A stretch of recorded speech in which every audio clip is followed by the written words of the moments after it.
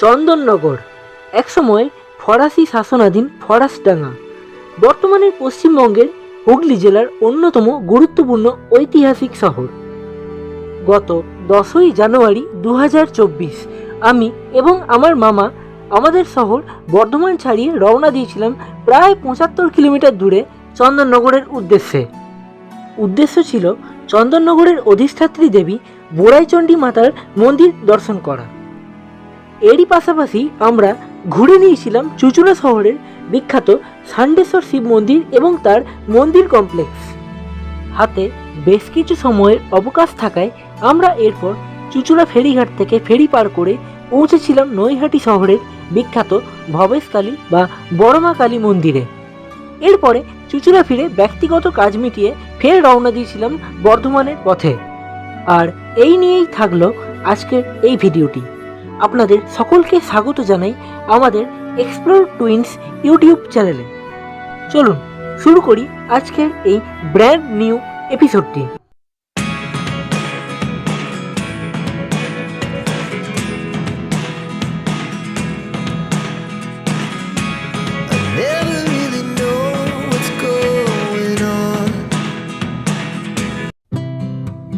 দশই জানুয়ারি 2024 বুধবার ঠিক সকাল 8:30টার সময় রওনা দিলাম বর্ধমান জংশন রেলওয়ে স্টেশনের উদ্দেশ্যে।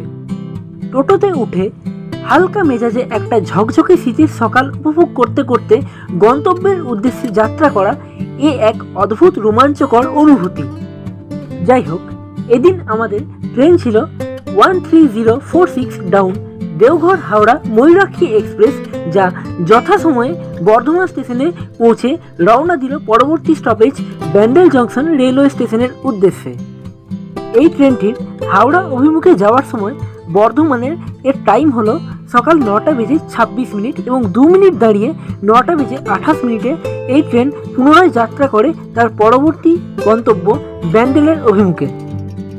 আমরা ব্যান্ডেল জংশন রেলওয়ে স্টেশনে নেমে চন্দননগরের জন্য লোকাল টিকিট কেটে পুনরায় চেপে বসলাম 37240 ডাউন ব্যান্ডেল হাওড়া লোকালে। মিনিট 10 ব্যবধানে হুগলি এবং চুঁচুড়া স্টেশন অতিক্রম করে এই ট্রেন আমাদের পৌঁছে দিল একসময়ের ঐতিহাসিক শহর চন্দননগরে। সেদিন প্রায় 10:55 নাগাদ আমরা পৌঁছে গিয়েছিলাম চন্দননগর রেলওয়ে স্টেশনে। স্টেশনের বাইরে এসে চারপাশ একবার দেখে নিয়ে 500 মিটার মতো হেঁটে টোটো স্ট্যান্ডে এসে চেপে বসলাম একটি টোটোতে। গন্তব্য লক্ষ্মীগঞ্জের ভিতর সরিষাপাড়ার বোড়াইচণ্ডী মাতার মন্দির। চণ্ডীর নগর নাকি চাঁদের নগর নাকি চন্দননগর, অধুনা চন্দননগর শহরের নামকরণ নিয়ে মতভেদ চিরকাল ছিল, আছে এবং থাকবে। তবে এই চন্দননগর শহরে এসে আমরা পেয়েছিলাম চণ্ডীর নগর নামকরণের মূল রহস্যের সমাধান। সারা ভারতবর্ষ যখন ব্রিটিশ শাসনে জেরবার, তখন এই চন্দননগর শহর ছিল ফরাসিদের আশ্রয়স্থল। ঠিক সেই কারণে এই স্থানের অপর নাম ফরাসডাঙ্গা, যা আমি ভিডিওর শুরুতেই আপনাদের বলেছি। চন্দননগর শহরের নামকরণ নিয়ে যে বহু রকমের মতভেদ পাওয়া যায়, সেগুলি বিভিন্ন রকমের বার্তা বহন করে। প্রথমত, এই অঞ্চলে একসময় দেবী চণ্ডীর আরাধনা করা হতো, যা বর্তমান সময়েও করা হয়ে থাকে। সেই কারণে এই স্থানের আগের নাম ছিল চণ্ডীর নগর, যা পরে অপভ্রংশ হয়েছে চন্দননগর। দ্বিতীয়ত, ভাগীরথী হুগলি নদীর তীরে অবস্থিত এই শহর অনেকটা চাঁদের মতো দেখতে, সেই কারণে এই শহরের নাম চন্দননগর। তৃতীয়ত, মুঘল সম্রাট ঔরঙ্গজেবের মামা তথা সেই সময় বাংলা বিহার উড়িষ্যার নবাব প্রথম শাহী দেখার অনুমতি নিয়ে ফরাসিরা এখানে কুঠি নির্মাণ করে, যা পরবর্তীতে 1686 সালে মুঘল সম্রাট ঔরঙ্গজেবের কাছ থেকে তারা পাকাপাকিভাবে অনুমতি নিয়ে এখানে বসবাস শুরু করেন। তবে ভাষাগত বিচ্যুতির কারণে ফরাসিরা এই অঞ্চলকে চাঁদের নগর উচ্চারণ করতেন, যা পরবর্তীতে অপভ্রংশ হয়ে চন্দননগর হয়। এছাড়াও ঐতিহাসিকরা মনে করেন এই অঞ্চলের অর্থাৎ বোর, খলিশানি আর গোন্দলপাড়া এই 3টি অঞ্চলকে কেন্দ্র করে গড়ে ওঠে আজকের চন্দননগর শহর। এবার আসি বর্তমান চন্দননগর শহরের কিছু কথা নিয়ে।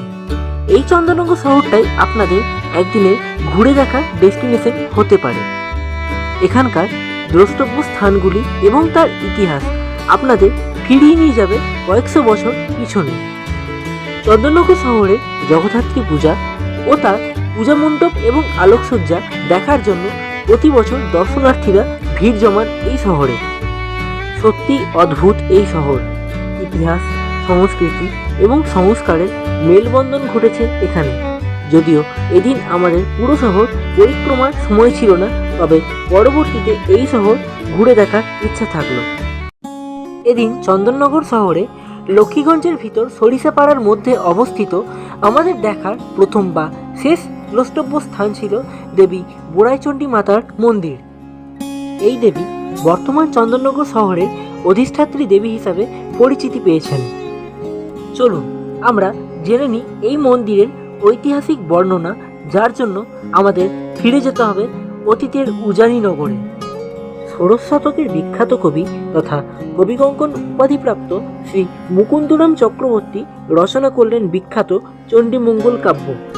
এই কাব্যের মূল প্রেক্ষাপট ছিল পূর্ব বর্ধমান জেলার মঙ্গলকোটের কুগ্রাম, যা অতীতকালে উজানিনগর হিসাবে পরিচিত ছিল। এই উজানিনগর মূলত গড়ে উঠেছিল অজয় এবং কুনুন নদের সঙ্গমস্থলে।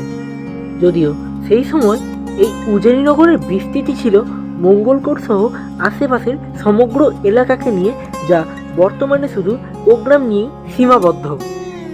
অপরদিকে মনসামঙ্গল কাব্যের প্রেক্ষাপটে বিপ্রদাস পিপলাই উল্লেখ করেছেন এই কুগ্রামই ছিল বেহুলা দেবীর পিতৃভিটা। মূলত বণিক সম্প্রদায়ের মানুষের বসবাস ছিল এই উজানিনগরে, এবং সেই সময় উজানির রাজা বিক্রম কেশরীর দ্বারা এই উজানিনগর যথেষ্ট সুরক্ষিত ছিল।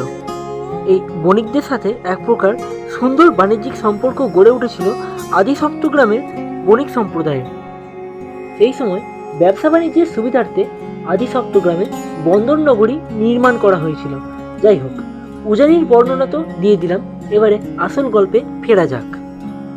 এই উজানিনগরে যে সমস্ত বণিক সম্প্রদায় বসবাস করতেন, তাদের মধ্যে সবথেকে সচ্ছল ছিলেন ধনপতি সওদাগর। এই ব্যক্তির সঙ্গে মূলত সমস্ত বণিক সম্প্রদায়ের ঘনিষ্ঠ যোগাযোগ ছিল, যার ফলস্বরূপ জানা যায় যে ধনপতি সওদাগরের পিতার মৃত্যুর শেষকৃত্যে প্রায় 700 বণিক জড়ো হয়েছিলেন উজানিনগরে। ধনপতি সওদাগর মূলত দুটি বিবাহ করেন বিশেষ কারণবশত।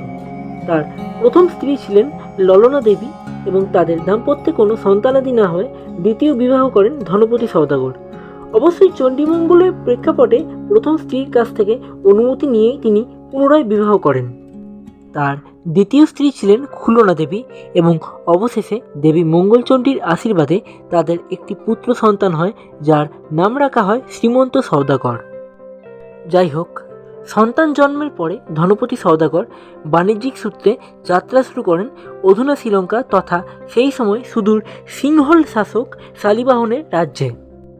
কিন্তু সেখানে শাসক শালিবাহনের বেশ কিছু অদ্ভুত প্রশ্নের সম্মুখীন হওয়ায় এবং প্রত্যুত্তর না দিতে পারায় তাকে সেখানে বন্দী হতে হয়। কেটে যায় দীর্ঘ সময়।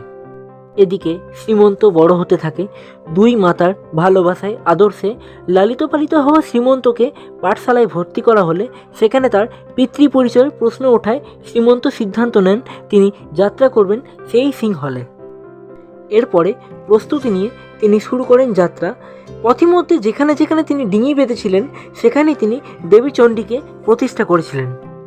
সেই সময় এই বোর অঞ্চল ছিল শ্মশান, এবং এখানে এক সাধক দেবী চণ্ডীর আরাধনা করতেন।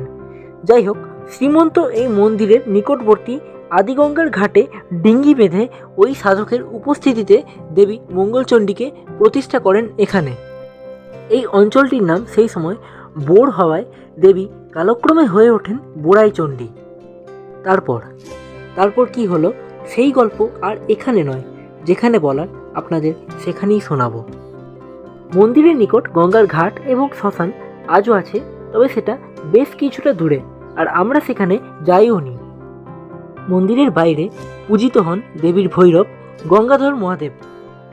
মন্দিরের প্রতিষ্ঠা প্রায় 500 বছর আগে হলেও মূলত দোচালা বিশিষ্ট এই মন্দিরটি নির্মিত হয় 19বিংশ শতকের সময়। আমরা যখন এখানে এসেছিলাম মন্দির প্রাঙ্গণে আমরা দুজন ছাড়া কেউই ছিল না মন্দিরে। পূজাও বোধহয় হয়ে গিয়েছিল সেদিন। পূর্বে উল্লেখিত মন্দিরের পার্শ্ববর্তী গঙ্গার ঘাটটিও বেশ বিখ্যাত এবং কুখ্যাত। ব্রিটিশ শাসনের সময় আগে বিপ্লবী এবং পরে ঋষি শ্রী অরবিন্দ ঘোষ জলপথে এই ঘাটে এসে ওঠেন সুদূর পুদুচেরি থেকে। তাকে আশ্রয় দেন সেই সময় বিপ্লবীদের আতুর ঘর হিসেবে পরিচিত প্রবর্তক সংঘের প্রতিষ্ঠাতা মতিলাল রায়। 1 মাস থাকার পর অরবিন্দ ঘোষ ফের জলপথে রওনা দেন পুদুচেরির পথে। সেই সময় ব্রিটিশ শাসকদের চন্দননগর প্রবেশ করতে হলে ফরাসিদের বিশেষ অনুমতি নিয়ে প্রবেশ করতে হতো, তাই চন্দননগর সেই সময় বিপ্লবীদের নিশ্চিন্ত আশ্রয় ছিল। অপরদিকে এই গঙ্গার ঘাটটি কুখ্যাতি স্বীকৃতি পেয়েছিল অন্য একটি কারণে। সেই কারণটি হলো 1808 সাল পর্যন্ত ওই গঙ্গার ঘাটে সতীদাহ প্রথা চলেছিল, যা ফরাসি শাসকরা কড়া হাতে বন্ধ করে দিল। চুঁচুড়া একসময়ের জার্মানির বাসিন্দা ডাচ, ফ্রান্সের ফরাসি এবং ভারতবর্ষের বঙ্গভূমির বাঙালির একসাথে মিলেমিশে থাকার শহর। অতীতের উঁচুচূড়া বা মতান্তরে চিনসুড়া থেকে এই শহরের বর্তমান নাম চুঁচুড়া। বর্তমান পশ্চিমবঙ্গের হুগলি জেলার সদর শহর তথা সারা পশ্চিমবঙ্গের সুপরিকল্পিত শহরগুলির মধ্যে একটি। ভাগীরথী হুগলি নদীর তীরে গড়ে ওঠা এই শহর আমাদের সবসময়ের পছন্দের ডেস্টিনেশনগুলির মধ্যে প্রথম 10-এ থাকবে। সাহিত্য সম্রাট বঙ্কিমচন্দ্র চট্টোপাধ্যায় এই শহরই রচনা করেন জাতীয় সঙ্গীতের সমমর্যাদা সম্পন্ন সঙ্গীত বন্দে মাতরম। এদিন আমরা চন্দননগরের বেড়ানোর পর্ব শেষ করে চলে এসেছিলাম হুগলি নদীর তীরে অবস্থিত চুঁচুড়া শহরের বিখ্যাত শৈবতীর্থ ষান্ডেশ্বর শিব মন্দির এবং তার কমপ্লেক্সে। চুঁচুড়া শহরের একবারে দক্ষিণ প্রান্তে ভাগীরথী তীরের এক প্রাচীন জনপদ ষান্ডেশ্বর শিব মন্দির। 15শো শতাব্দীর শেষ নাগাদ এই বর্তমান অঞ্চলটি ছিল গভীর জঙ্গল এবং শ্মশান ভূমি। 16শো শতাব্দীর শুরুর দিকে এই জঙ্গল পরিষ্কার করে বসবাস করতে শুরু করেন কিছু মানুষজন। এই গ্রামেই তখন বসবাস করতেন জনৈক ব্রাহ্মণ তথা প্রবল শিবভক্ত দিগম্বর হালদার।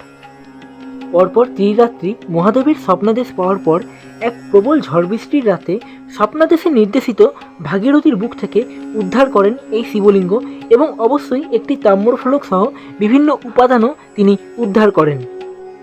ওই তাম্রফলকটিতে বেশ কিছু সংস্কৃত ভাষায় নির্দেশাবলী দেওয়া ছিল, যা তৎকালীন পণ্ডিতবর্গ উদ্ধার করতে না পারায় অধুনা বেনারস হিন্দু বিশ্ববিদ্যালয়ে পাঠানো হয়। পরবর্তীতে বেনারস হিন্দু বিশ্ববিদ্যালয়ের পণ্ডিতরা ওই লিপির পাঠোদ্ধার করেন, যাতে এই ষান্ডেশ্বর মহাদেবের পূজাবিধির উল্লেখ রয়েছে। যাই হোক, শিবলিঙ্গ গঙ্গাপক্ষ থেকে উত্তোলনের পর দিগম্বর হালদার এবং তার সহযোগী ও ধীবরেরা ক্লান্ত হয়ে পড়েন এবং শিবলিঙ্গ ওই মাটিতেই রেখে বিশ্রাম করতে শুরু করেন। ফলস্বরূপ ওই শিবলিঙ্গ জ্যোতির্লিঙ্গগুলির ন্যায় ওখানেই প্রতিষ্ঠিত হয়ে যায়, যা পরবর্তীতে দিগম্বর হালদার এবং তার সহযোগীরা কেউই তুলতে পারেননি। 1803 খ্রিস্টাব্দে তৎকালীন ডাচ গভর্নর এখানকার গাজনের সময় ঢাক বাজানোর উপর নিষেধাজ্ঞা জারি করেন এবং বাবা ষান্ডেশ্বরের প্রতি অবজ্ঞাসূচক মন্তব্য করে বসেন। সেদিনই ঘটে যায় এক অদ্ভুত ঘটনা, যা গভর্নরকে ভীত সন্ত্রস্ত করে তুলতে বাধ্য করে। পরবর্তীতে তিনি একটি ব্রোঞ্জের পঞ্চমুখ ও 2টি পিতলের ঢাক উৎসর্গ করেন, যা আজও রয়েছে। গভর্নর সাহেব এরপর নির্দেশনামা জারি করেন যে কেউ কখনো কোনো দিন ষান্ডেশ্বরীর ঢাক বাজানো বন্ধ করতে পারবে না। বর্তমান মন্দিরটিতে আধুনিকতার ছোঁয়া এবং সমগ্র মন্দির কমপ্লেক্স আপনার একদিনের ভ্রমণে মন ছুঁয়ে নিতে বাধ্য করবে। আমরা যখন সেখানে পৌঁছেছিলাম তখন মন্দিরের পুরোহিত মশাই সদ্য পূজা শুরুর প্রস্তুতি নিচ্ছিলেন। চলুন এবারে আপনাদের বাকি কমপ্লেক্সটি ঘুরে দেখাই এবং প্রত্যেকটি মন্দিরের পিছনে যে কাহিনী আছে সেই কাহিনীও আপনাদের শোনাই। মন্দির কমপ্লেক্সের এন্ট্রান্সে ঢোকার মুখে আপনাদের চোখে পড়বে আনুমানিক 800 বছরের পুরনো এই মূর্তিটি, যা এখানে দেবী ষষ্ঠীর প্রতিরূপ হিসাবে পূজিতা হন। চুঁচুড়া শহরের ইতিহাসবিদ এবং গবেষকরা অবশ্য দাবি করেন এই মূর্তিটি একটি সূর্য মূর্তি, যা অবশ্যই বিতর্কিত। ভবিষ্যৎ হয়তো এই বিতর্কের সমাধান করবে। এ ছিলেন এই ষষ্ঠী দেবী, যার পূজা ব্রত বাঙালি নারীরা করে থাকেন। জানতে চান? তাহলে আমাদের ফিরে যেতে হবে মহাভারতের কাহিনীতে। মহাভারতের কাহিনী অনুযায়ী তারকাসুর বধ করার জন্য প্রয়োজন ছিল 7 দিন বয়সী শিবপুত্রের। দেবতাদের প্রার্থনা এবং প্রয়াসে জন্ম হয় স্কন্দ মতান্তরে কার্তিকেয়র। এই কার্তিকেয় 6 দিনের মাথায় পূর্ণবয়স্ক হয়ে ওঠেন এবং 6তম দিনে বিবাহ করেন প্রজাপতি দক্ষের কন্যা দেবসেনাকে। ষষ্ঠী তিথিতে বিবাহ হয়েছিল বলে এই দেবসেনা হয়ে ওঠেন দেবী ষষ্ঠী। মতান্তরে বিভিন্ন পুরাণে বর্ণিত দেবী দুর্গার অপর এক রূপ হলেন এই দেবী ষষ্ঠী। নারীরা সন্তানের মঙ্গল কামনার উদ্দেশ্যে ষষ্ঠী দেবী ব্রত পালন করে থাকেন। এবার আসি বাবা ভৈরবনাথের মন্দির নিয়ে। মহাদেবের এক অবতার হলেন এই ভৈরবনাথ। যারা ফি বছর কেদারনাথ ট্রেকিংয়ে যান বা কেদারনাথ সম্পর্কে অবগত, তারা ভৈরবনাথের পরিচয় সম্পর্কেও অবগত। বলা হয় বাবা ভৈরবনাথ কেদারনাথ ঘাটির রক্ষাকর্তা। দীপাবলি থেকে অক্ষয় তৃতীয়া পর্যন্ত সময় কেদারনাথ পূজিত হন গুপ্ত কাশীর উক্ষী মঠে। তখন কেদারনাথ মন্দির রক্ষা করেন এই ভৈরবনাথ। ষণ্ঢেশ্বর শিব মন্দিরে হয়তো তারই রেপ্লিকা পূজিত হন।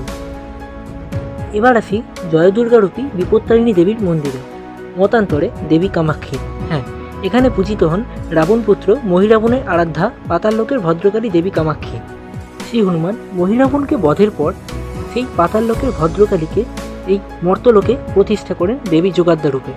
কৃত্তিবাসী রামায়ণে কৃত্তিবাস ওঝা হনুমানের মহিরাবণ বধের কাহিনীতে যোগাদ্দা বন্দনা উল্লেখ করেছেন, যেখানে তিনি উল্লেখ করেন পশ্চিমবঙ্গের প্রায় 50টি স্থানে এই দেবী পূজিত হন। সেই 50টি স্থানের মধ্যে অন্যতম হল ষণ্ঢেশ্বর জিউ শিব মন্দির কমপ্লেক্সের এই মন্দিরটি। এবারে আসি বঙ্কবিহারী মন্দির এবং সিদ্ধেশ্বরী মন্দির সম্পর্কে। প্রসঙ্গত বলে রাখি, এই মন্দির দুটি সেদিন বন্ধ ছিল। পূর্ব অভিজ্ঞতা থেকে বলতে পারি, উত্তরপ্রদেশের শ্রীকৃষ্ণর বাল্যক্ষেত্র বৃন্দাবনে ত্রিভঙ্গ মুরারি রাধাকৃষ্ণ বাঁকেবিহারী মন্দিরে পূজিত হন। দেশের লোক আনন্দের সন্ধানে পাড়ি দেন সেখানে। ষণ্ঢেশ্বর জিউ কমপ্লেক্সে বঙ্কবিহারী মন্দিরে পূজিত হন রাধাকৃষ্ণ সহ বলরাম জিউ। বঙ্কবিহারী মন্দিরের পাশেই পূজিতা হন দেবী সিদ্ধেশ্বরী। দেবী সিদ্ধেশ্বরী দেবী কালিকারই একটি প্রতিরূপ। মূলত বামাকালী রূপে পূজিতা হন দেবী সিদ্ধেশ্বরী। পূর্ব বর্ধমানে কালনা শহরের অম্বিকা কালনা নামকরণের নেপথ্যে আছেন এই দেবী সিদ্ধেশ্বরী। এরপর আমরা সেখান থেকে রওনা দিই চুঁচুড়া নতুন ফেরিঘাটের উদ্দেশ্যে। গন্তব্য ছিল ওপারের নৈহাটি। চুঁচু শহরের অপর তীরে অবস্থিত উত্তর 24 পরগনা জেলার গুরুত্বপূর্ণ শহর। সাহিত্য সম্রাট বঙ্কিমচন্দ্র চট্টোপাধ্যায়ের জন্মভূমি এই নৈহাটির কাঁঠালপাড়াতে। বর্তমান সময়ের পরিপ্রেক্ষিতে নৈহাটির বড়মার নবনির্মিত মন্দির দর্শন করতে দূর দূরান্তের মানুষ আসছেন এই শহরে। আমরাও সেই একই উদ্দেশ্য নিয়ে বড়মার মন্দির দর্শন করতে গিয়েছিলাম। লঞ্চে করে ফেরি পারাপারের আনন্দ নিতে নিতে মনটা অক্সিজেনে ভরপুর হয়ে উঠল।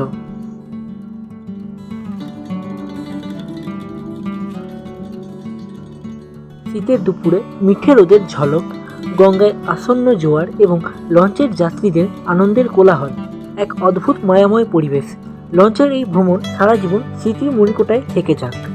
রইল লঞ্চে যাওয়ার সময় এবং ফেরার সময় আমাদেরও কিছু আনন্দের ঝলক আপনাদের জন্য।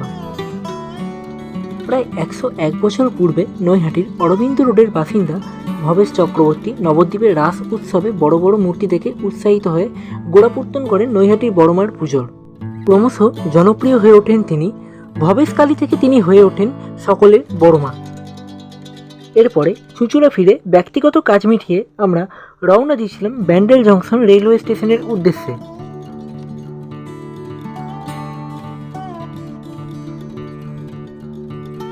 ফেরার সময় ব্যান্ডেল থেকে আমরা ধরে নিয়েছিলাম আপ 13179 শিয়ালদা সিউড়ি মেমু এক্সপ্রেস এই ট্রেনটি। রাত্রের বর্ধমান শহর তখন আলোর খেলায় মেতেছে। জিটি রোডের দুধারে তখন বাড়ি ফিরতি মানুষের চোখে মুখে চঞ্চলতা। যাই হোক, শেষ করলাম আজকের এই ভিডিওটি। কেমন লাগলো এই ভিডিওটি কমেন্ট করে অবশ্যই জানাবেন। দেখা হবে খুব তাড়াতাড়ি নতুন গল্প নিয়ে। যদি ভিডিওটি ভালো লাগে তাহলে লাইক, শেয়ার এবং চ্যানেলটি সাবস্ক্রাইব করবেন। নোটিফিকেশন বেলটি অন করে রাখবেন। সঙ্গে থাকার জন্য ধন্যবাদ।